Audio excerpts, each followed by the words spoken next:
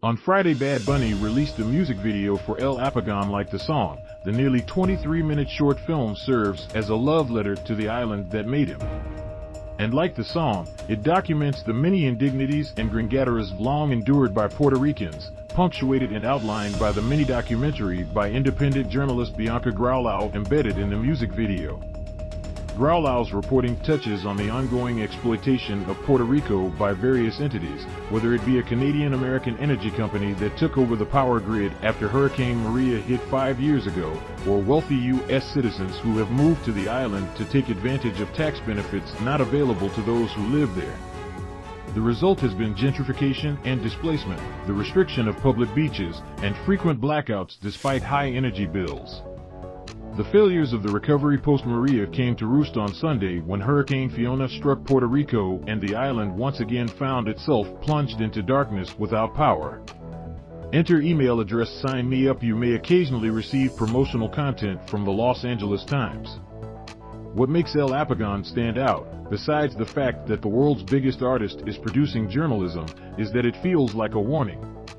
The music video offers a snapshot of Puerto Rico in the aftermath of Maria, which could very well be what the island looks like after Fiona. Credit to my fellow journalists for their reporting on Puerto Rico. I particularly appreciated this New York Times piece about residents banding together and not waiting on government help, but much of the coverage has been reactionary, and it pales in comparison to the coverage that the death of Queen Elizabeth II received. Against my will, I know more about the line of succession than any normal person should.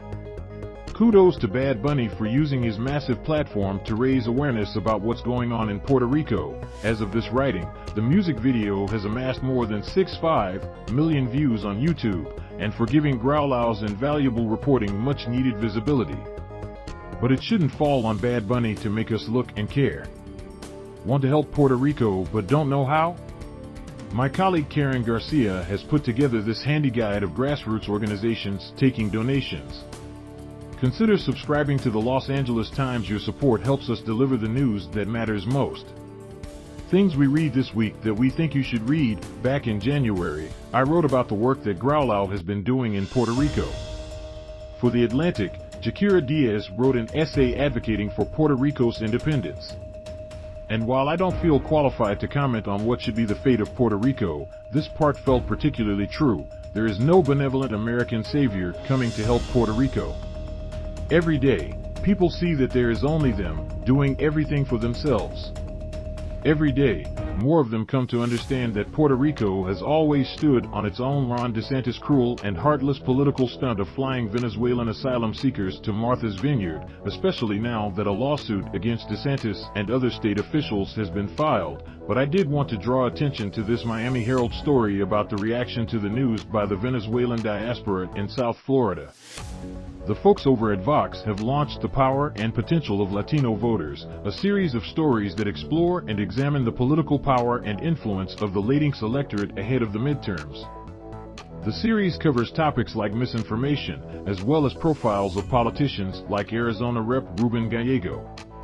In case you missed it, LA Times Food has put together a comprehensive package on classic CalMex restaurants, which includes a stirring defense of the cuisine by columnist Gustavo Arellano, a behind-the-scene look at how Titos Tacos makes its hard-shell tacos, and a map of favorite CalMex restaurants across Los Angeles. Los Angeles Dodgers pitcher Julio Urias is once again having a tremendous season. For Column 1, sports writer Jorge Castillo headed down to Culiacan to learn more about the Mexican phenom's origin story. On Tuesday, the U.S. House of Representatives voted in favor of making the Blackwell School in Marfa, Texas, a national park site. In February, my former colleague Molly Hennessy-Fisk reported on the history of the segregated school, where for decades Mexican-American students were paddled for speaking Spanish. What are you doing on September 27th? If your answer is nothing, then you should absolutely join the LA Times Book Club as it hosts a conversation with author Sylvia Moreno Garcia, who will be discussing her latest novel The Daughter of Dr. Moreau with Times editor Steve Padilla. The Los Angeles Times is bringing back the Dia de Muertos altar. I'll share more details shortly, but in the meantime, our podcast team has asked me to put out a call out to readers who would like to record an audio ofrenda. If this is you, Call 619-800-0717 and leave us a voicemail telling us who you are, where you live, and an anecdote about your lost loved one that you'd like to share.